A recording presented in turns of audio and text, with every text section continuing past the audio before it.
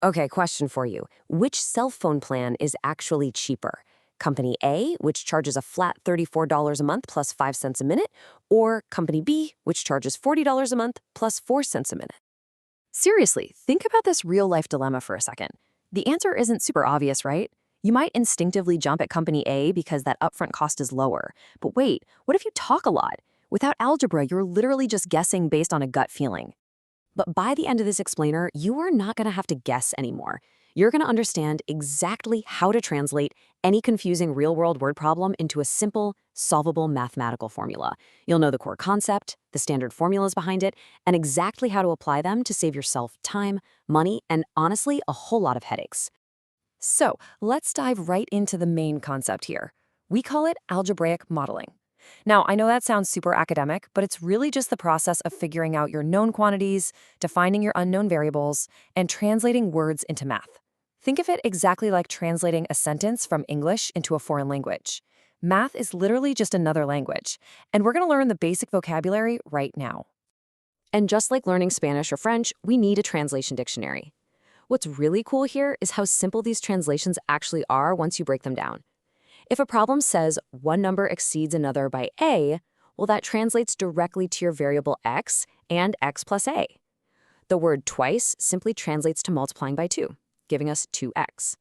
The phrase product of means multiplication, so the product of a number and a becomes ax.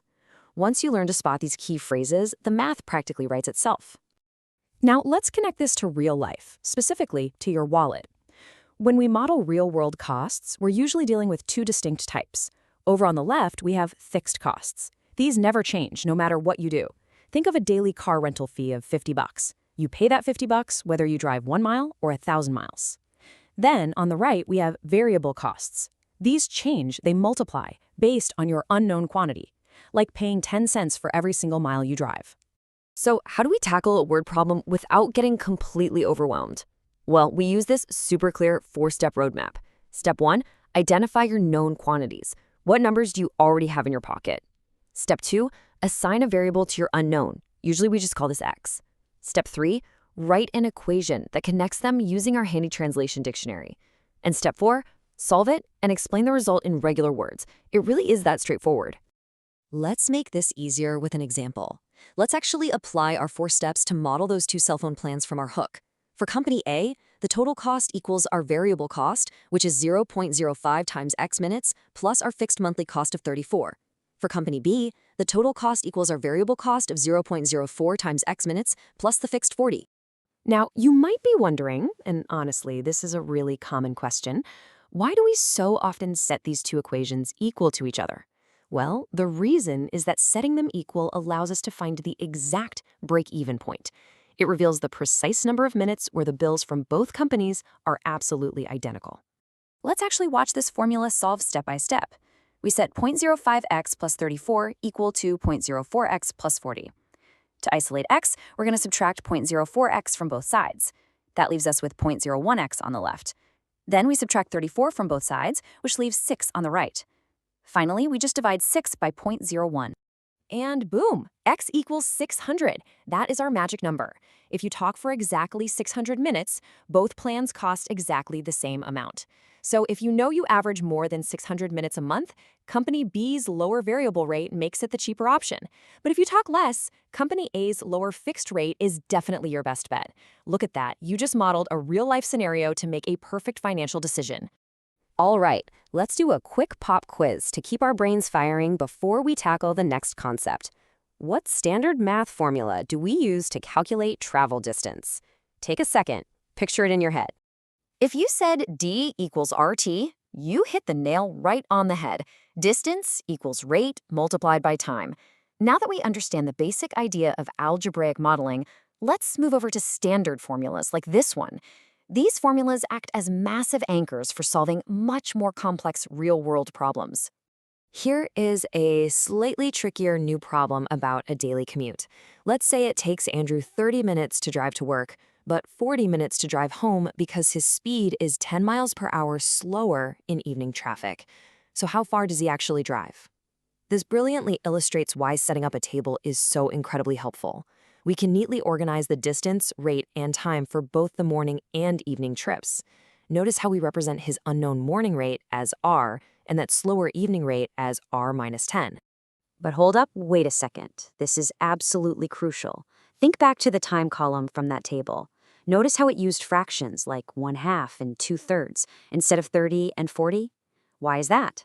Well, consistent units of measurement are key to obtaining a correct solution. If our rate is in miles per hour, our time absolutely, mathematically, must be converted into hours. 30 minutes is half an hour. 40 minutes is 2/3 of an hour. Forgetting to convert units is a massive trap that catches people all the time, so always double-check your measurements. Now, since the physical distance d to work and back home never changes, the road doesn't magically stretch, right? The morning distance must equal the evening distance, so we set them equal. The rate r times 1/2 equals the quantity r minus 10 times 2/3. When we solve this algebraic equation, usually by multiplying both sides by a common denominator, just to clear out those tricky fractions, we isolate r and find that it equals 40. This tells us Andrew's morning driving rate is 40 miles per hour. But wait, we aren't quite done yet. The original question asked for the distance, not the rate. So the crucial final step is to take that 40 miles per hour and substitute it right back into our original morning distance equation. Distance equals 40 times 1/2. That gives us 20. Andrew's daily commute is exactly 20 miles. All right, let's completely shift gears here visually with another quick question. This will transition us to our final practical scenario. How do we find the dimensions of an object, like a physical space in your yard, if we only know the total length of its border?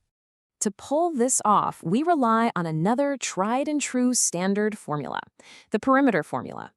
P equals 2L plus 2W, meaning perimeter equals 2 times the length plus 2 times the width. Let's apply this to a real-world geometry problem. Imagine you're out back building a brand new rectangular outdoor patio. You know you have enough material for a total perimeter of 54 feet, and you want the length to be exactly 3 feet greater than the width. So what are the exact dimensions of your new patio? Okay, here is the light bulb moment where all our translation steps come together. We take the L in our perimeter formula and we simply replace it with the mathematical expression W plus 3. So 54 equals 2 times the quantity W plus 3 plus 2W. We distribute the 2, combine our like terms, and we get 54 equals 4W plus 6. We subtract the 6, divide by 4, and boom, we find our width is 12 feet. Since the length is 3 feet more than the width, our length is 15 feet. Patio solve. All right, before we finish up, let's quickly summarize the key points we've covered today. First, translating words into math symbols is the true foundation of algebraic modeling.